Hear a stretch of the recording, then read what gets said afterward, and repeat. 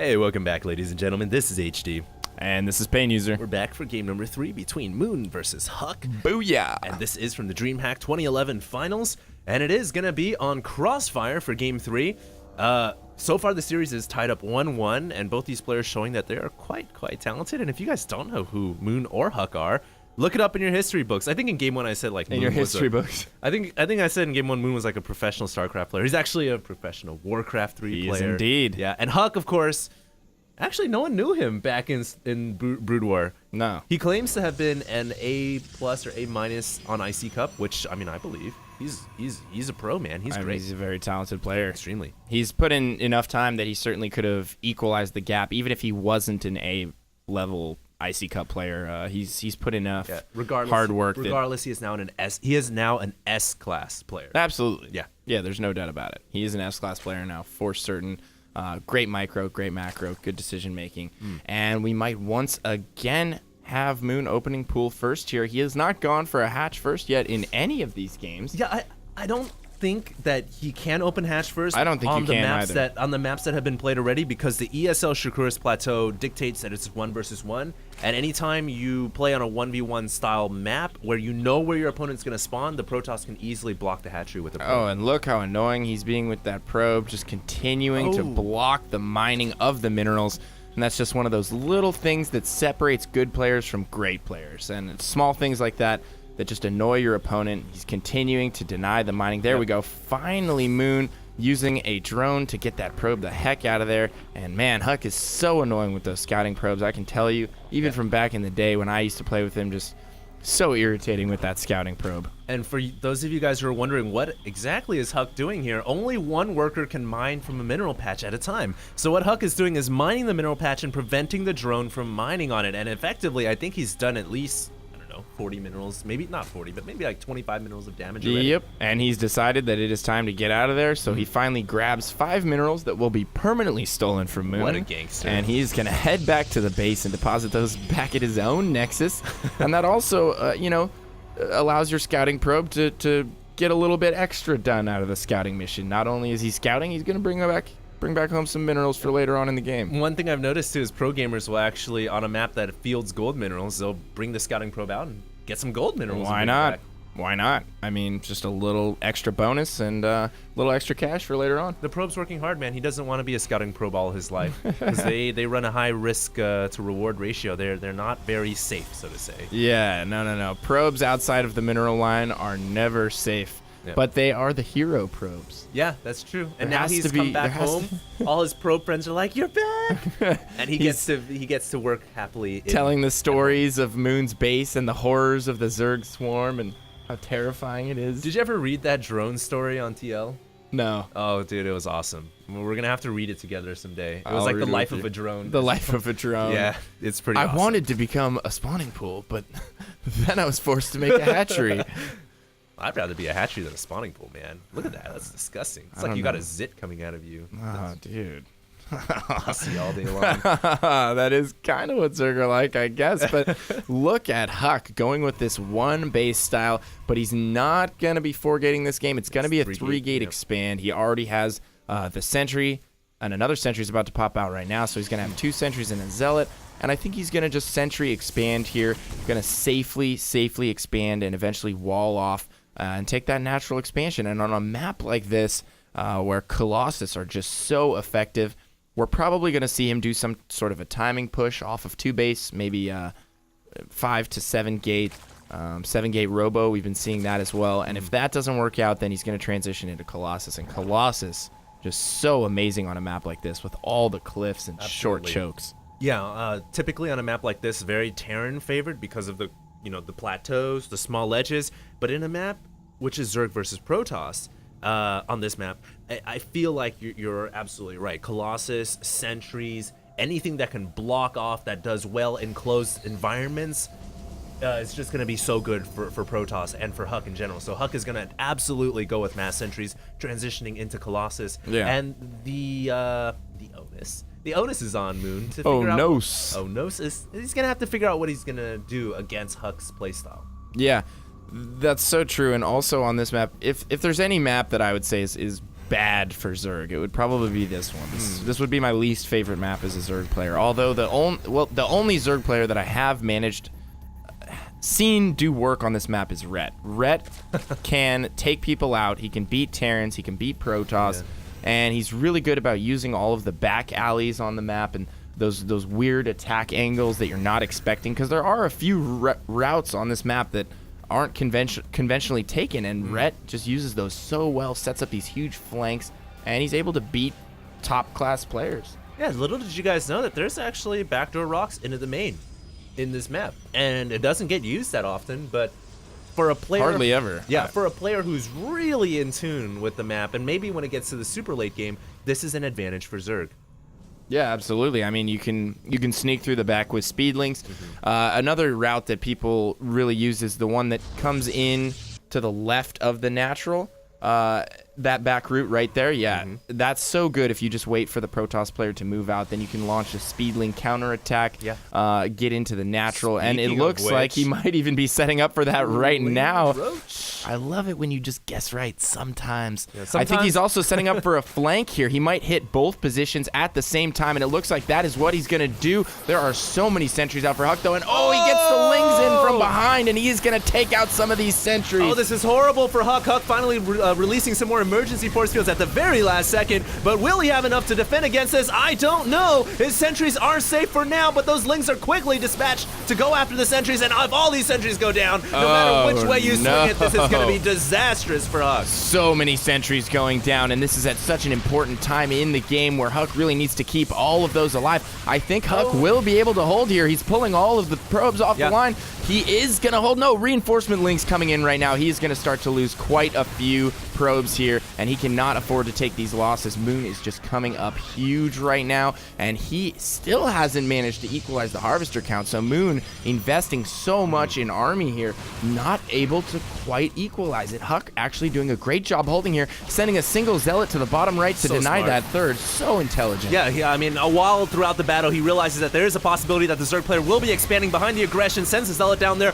but what is Huk going to do about this? Right here at his front door, is he going to be able to hold? Probes fighting in the south, sentries and stalkers fighting in the north, and it looks like the probes able to take out that unit down south and now are able to help out the main army. And Huk, despite losing all of his sentries, despite losing several workers, he is still even in the harvester count. He is going to be able to deny this hatchery, and I think Huk is going to hold on to the front door. What a Protoss player. Yeah, this is an impressive hold right here. Some of the best I've seen. I mean, just perfect force fields, perfect scrambling, pulling his probes at the right time. He's not out of deep water yet. He pulls the zealot back, He's not out of deep water yet, though. He has those lings running into the main. They're going to continue to kill probes, and he is taking some heavy losses here. He is managing to stay alive, though. He's just holding on by the skin of his teeth. More units reinforcing here, and wow, this is just such an intense match right here. That would not be dentist prescribed, to hold on by the skin of your teeth? No, it would not. Yes, that would be quite deadly. That'd be like your gums. Yeah, man. That saying never made sense to me. It works sometimes. Well, Huk is holding on for now, but he's losing more probes inside the main, and he cannot afford to lose any of these workers with more speedlings coming in from Moon. My Moon God. is just keeping the aggression on, and I gotta say also, we gotta talk about the other side of things. Moon is playing a brilliant game of StarCraft here, keeping the aggression on players when most players would opt to just fall back and play macro. Yeah, but one huge mistake is that Moon did not divert the attention to save that third. Yeah. He let the third go down to a single zealot, and that is just a huge mistake on his part. I don't know what he was thinking right there.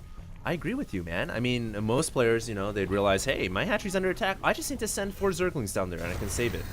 Yeah. But he didn't. So. Oh, and these stalkers might get caught here. Moon actually might come up huge. I don't know why he was going after the zealots there. He had the stalkers trapped in. I think he was going after the sentries. Very indecisive right there. Moon losing quite a few lings, not really able to accomplish anything. And Huk actually looks for the first time to have a sizable army, and he's looking relatively safe, and it looks like he's going to start to tech up to Colossus here. Yeah, we were talking about this before. Once Huk is able to position himself with the natural and get sentries out, he will go into Colossus on a map like this. We can see Robotics Facility coming up right now. His sentry count has been remustered, and I think all is well in the land of the Protoss. Order has been established here. Order has been established back in Ire.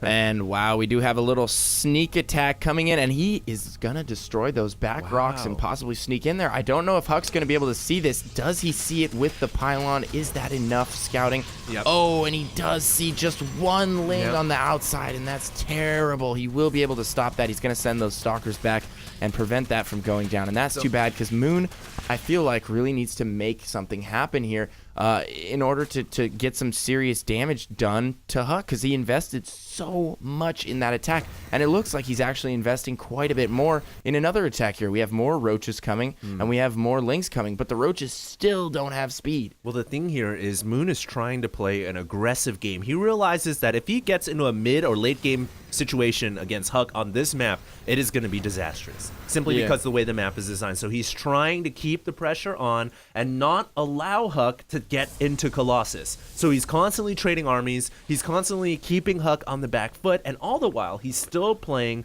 that macro game in the background. So I really think Moon is playing the optimum strategy here for defeating a Protoss player on Crossfire. Now, the thing here, though, is Huck has mustered up a sizable force, and he is pushing out. And Huck, he has a 5-star safety rating with his forces, man. I think he's going to abuse the terrain to its maximum potential, and I don't know what Moon can do about that. Huck has indeed mustered up quite an army here, and he does have that sentry count back. He has a bunch of stalkers, and Moon, not really with that much of an army. He is being scouted by that hallucinated Phoenix of Huck. He is going to try and sneak into the natural here and do a little bit of damage. There are 2 cannons up for Huck. They might be able to hold here. I think they will actually be able to hold. Those are going to try and head into the main. No, they're not going to make it. And Huck now finally pushing towards the natural. No, he's actually going to head back. Yeah, Looks like he's worried about a counterattack. I think those Lings actually may have saved Moon from a disastrous battle, because it actually ended up pulling Huck's forces back and allowing Moon to buy more time for more forces. We can see Hydras and Lings now on the way out of the hatcheries, but it looks like Huck, Moon here, engaging with some of his Lings in the front. Those Lings are like Leroy Lincolns, and they ended up all dying. I love how you just randomly name specific units after Leroy Jenkins. It's great. That's it. That is what they were like. They were getting a little overzealous there. Those Lings just trying to run up to the entire Protoss force, not even able to get a swipe off before they're just vaporized. And Huck just kind of hanging out right now, not really willing to commit one way or another. He's waiting for these Immortals to get into the mix, but I think the longer he waits here, the more powerful Moon is getting. Moon taking his 4th. It's actually up now, and Moon trying to find a different attack route, looking to work the left side of the map, and Huck seems to be all over this. He is anticipating Moon's every move. He has his army in perfect position, and we might have a battle on our hands in a few seconds here. Yeah, we may have the epic clash here that we've been waiting for, a big battle between the Protoss and the Zerg. One changeling here, he's been sent out. Oh, I thought Huck didn't notice that, but it is going to be a big battle in the middle. Here we go. Oh, Moon coming in here with a lot of roaches and hydras, and here comes the Speedlings. Huck with more force fields, wisely saving energy on the force field so he can drop more down, and Huck backed into a corner. He does not have blink, so he cannot escape. Huck's in trouble here. Huck may be in a bit of a disastrous situation, but Moon is running in with more reinforcements as well. He's got nowhere to go. His back is against the wall. He's stuck at this Xel'Naga tower. He can't even micro his units right now. Look, he's not even moving them because there's no point. He has nowhere to go. He trapped himself against the Xel'Naga, tried to hold that position, and he just lost everything. And Moon flooding in with more Lings, more Hydras. I don't know how Huck is going to be able to hold on here. This is going to be the coup de grace from Moon, and he's just working straight into the natural right now with everything he has. Yeah, absolutely. Huck here forced into a back corner. He needs more sentries. He needs to hold off this ramp here because that's a lot of roaches and hydras and Lings. Moon taking a decisive victory in the middle of the game, leading into a possible victory in game 3 here.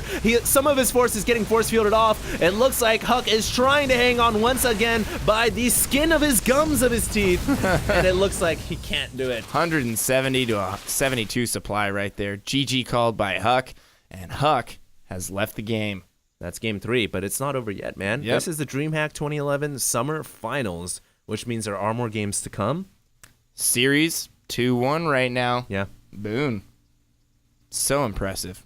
I know, man. He was playing the uber aggressive. He was playing the God of War style. Yeah, absolutely. Very July There's Zerg-esque two style of styles, play man. right there. It's just macro or aggression, and he picked the aggression style, and it paid off brilliantly. Yeah, absolutely. Well, the beautiful thing about players who can use the aggressive style is that they also know when to macro. They'll use the aggression to allow them to macro, and I think that's what a lot of Zerg players are starting to realize now, is that it's not just all about drone.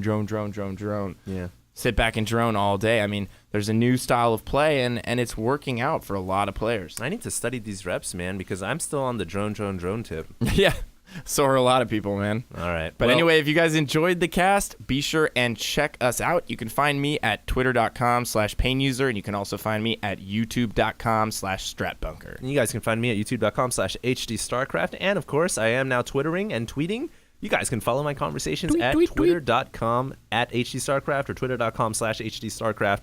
And also make sure to check out the IGN Pro League. Season 2 main event starts in, well, if you guys are listening to this video, it probably started already. So go check it out. Yeah, absolutely. Going to be a lot of great games casted by myself and HD and some of our co-casters and casters from all over the world. So you guys should love it. It's going to be great. Check it out. Don't miss it. And we will be right back with Game 4. All right. Stay tuned.